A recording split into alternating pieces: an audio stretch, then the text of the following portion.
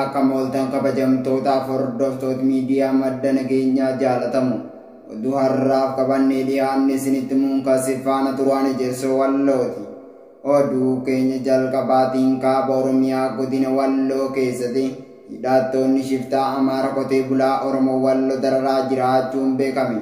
Gaareen shororkeessitoota faannoo Amaara jedhamuun yaamamtu kan godina Walloo keessatti baay'inaan qubsiifamtee jirtu. Halkan ulaa qotee bulaa Oromoo irra deemu shamarran Oromoo irratti gochisuu kanneessa raawwataa jiraachuun beekame. Guutuun gabaasa kanaa akkatti aanutti isiniif dhiyaata. Gochisuu kanneessaa fi safuute ilmaan Oromoo Walloo irratti raawwatamaa jiraachuun beekame. Kaaba Oromiyaa godina Walloo keessatti hidhattoonni shiftaa Amaara qotee bulaa Oromoo irratti dararaa hamtu geggeessaa kan jiran ta'u jiraattonni onichaa madda nageenyaatti himaniiru.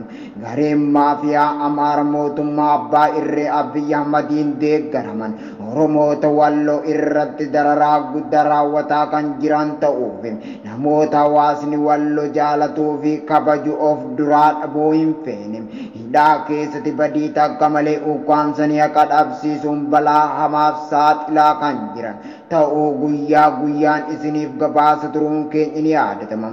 Haaluma kanaan godinuma kana aana dawaa caffaa ganda gooda jedhamuun beekamu keessatti hidhattoonni faannoo Amaara ofiin jettu milishaa fi poolisoonni ganda keessa deemuun maatii qabsaa'oota fi sabboontota dararaa kan jiran ta'u maddeen itti dabaluun eeranii jiru.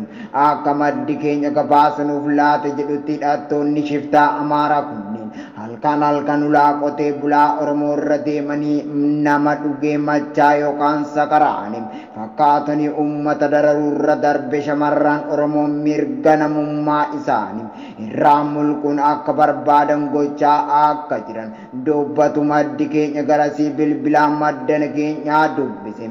Hidhattoonni kunneen kan mootummaa bilxiginnaatiin deeggaramanii naannoo Amaaraa keessatti leenji'anii hidhannoo guutuun Oromoota Walloo irratti qubsiifaman yoo ta'u saamicha cimaa raawwachuu fi shamarran Oromoo safuu cabsanii gochisuu kanneessa irratti raawwataa kan jiran ta'uu maddi nageenya odeeffatee jira.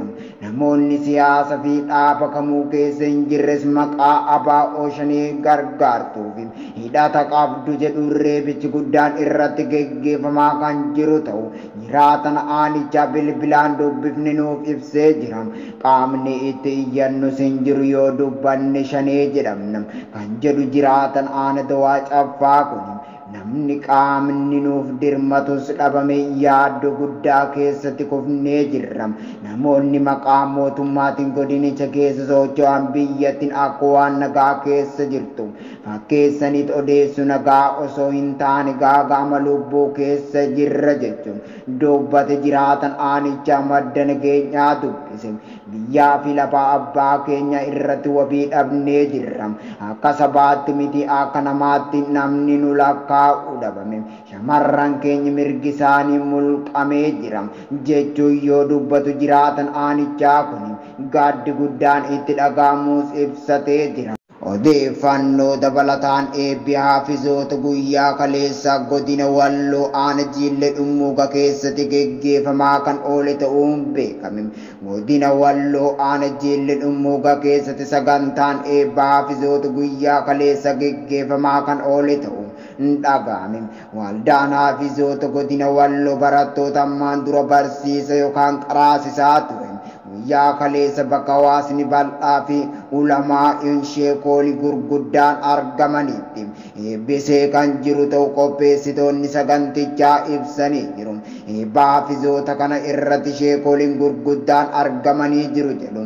Sheekooliin fi aalimoonni kunneen keessaa muraasni kan armaan gadii kanaadha. Tokko Dr. Muhammad Zeyni, lama Shee Alii Jimmaati, sadi Sheikh Amin Ibro yoo ta'an, afur Ustaaz Muhammad Faraj, shan Ustaaz Abdal Latif Sheikh Ohaa jedhamu, jaha Ustaaz Abdal Fattah Haji fi kan kana fakkaatantu argamuun isaanii kunis hedduu kan nama gammachiise ta'uun beekame. Sagantaan kunis bakka ulamoonni fi hawaasni muslima baay'een argamutti raawwatame akka jiru qindeessitoonni sagantichaatis nuuf ibsanii jiru. Akka jiraatan aana jiille dhummuuga bilbilaan dubbifne tokko jedhutti sagantaan eebbaa fizoota kun milkiin xumuramee jira.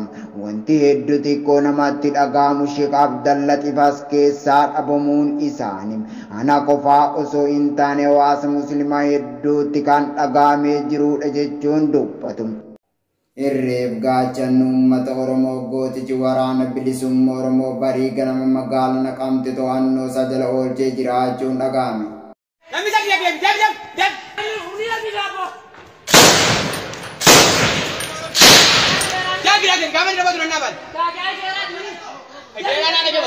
Taaka biryani noofin dhaabat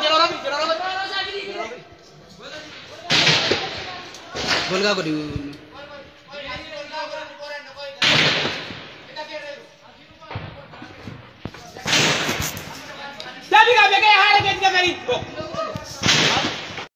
barii ganamaa waraanni bilisummaa Oromoo magaalaa Naqamte to'annoo isaa jala oolchee jiraachuun himame.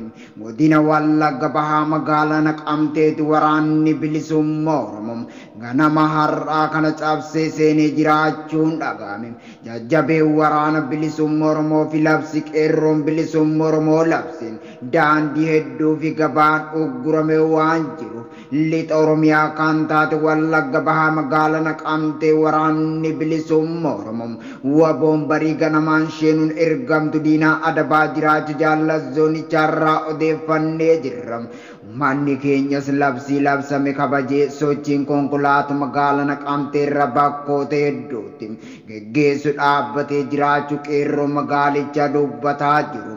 Labsichi guyyaa 5 kan ture yoo ta'u dhiigaaf lafee gootonni Oromiyaa walabanii ijaarame kan jedhe qeerroon bilisummaa Oromoo labsii isaa kanas cimsee itti fufee jira. Yaamichi qeerroon bilisummaa Oromoo taasise dalagaatti hiikamu jalqabee jiraachuun beekame. Qeerroon bilisummaa Oromoo labsii waraana bilisummaa Oromoo waliin ta'uun labse hojiirra kan oolaa jiru ta'uun dubbatamaa jira. Yaamichi qeerroon bilisummaa Oromoo taasise dalagaatti kan hiikamu jalqabe ta'uun beekame. Bahaa Oromiyaa kan taate Harargee Bahaa keessatti yaamichi qeerroon bilisummaa Oromoo taasisu hordofiin dalagaatti hiikuu kan eegalan ta'uun dhagahame. Qeerroon bilisummaa Oromoo qabsoo bilisummaa Oromoo keessatti qooda guddaa qabaachuurraan kan ka'e akka lafee dugdaatti kan ilaalamu ta'uun beekamaadha.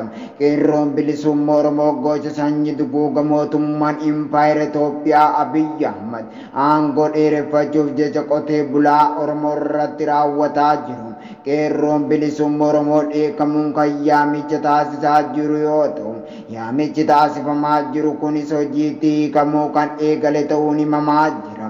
Guyyaa kaleessa jechuun sadaasa 5/2022 irraa eegaluun aanota akka Baddannoo, Goola Odaa, Gumbii, Waayyuu Muluqqee Guraawaa keessatti karaaleen xirracha daandii gurraacha wal qaxxaamursiisuu fi daandiilee gurraachi guddaan itti wal qunnamu qeerroon bilisummaa Oromoo fi hawaasa naannichaatiin cufamaa jiraachuu maddi nageenya odeeffatee jira.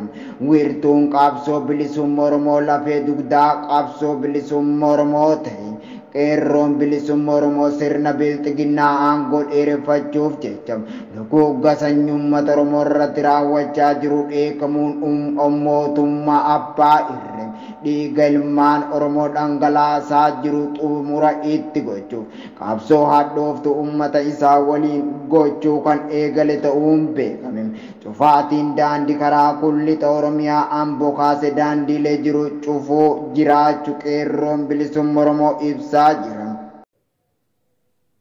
Waraanni PP obbo Laalam Rasaasaan rukutee ajjeesee jiraachuun dhagahame. Godina Wallagga Bahaa magaalaa Naqamte keessatti waraanni murna bilxiginnaatiin hoogganamu obboleeyyan lama rasaasatti roobsuun kan ajjeese yoo ta'u jiraattonni magaalichaa dubbataa jiru. Guutuun gabaasa kanaa dabalataan akkatti aanutti isiniif dhiyaata. Murni maafiyaa abbaa irree Abiy Ahmad dargaggoota Oromoo lama bifa suukanneessa ta'een ajjeese jiraachuun dhaga'ame. Godina Wallagga Bahaa magaalaa Naqamtee keessatti waraanni PP obbolaa lamarratti dhukaasa banuun lubbuun isaanii darbee jiraachuun beekame. Mootummaan gabroonfataan Abiy Ahmad kan naasuu ilma namaa hin qabne haleella dirooniin uummata nagaa uummaatuu keessa hin jirre fixaa jiru. Waraana isaa hidhannu guutuun Oromoof Oromiyaa irratti bobbaasuun ajjeechaa jumlaa geggeessa kan jiru ta'uu jala buune isiniif gabaasa turuun keenya ni yaadatama. Haaluma kanaan hidhattoonni shiftaa Abiy Ahmad magaalaa Naqamtee ganda Duwwaa Torbaa keessatti waraanni mootummaa obbolaa lamaan Feenat Alamaayyoo fi Iyyoob Alamaayyoo jedhamuun beekaman mana jireenya isaanii keessatti karaa foddaatiin dhukaasa irratti banuun ajjeese jiraattonni magaalichaa madda nageenyaatti himanii jiru. Egaa kabajamtootaaf hordoftoota miidiyaa madda nageenyaa oduun har'aaf qabannee dhiyaanne kana gammaa daawwatanidha. Qophiilee madda nageenyaa afaan waliin turtii gaarii.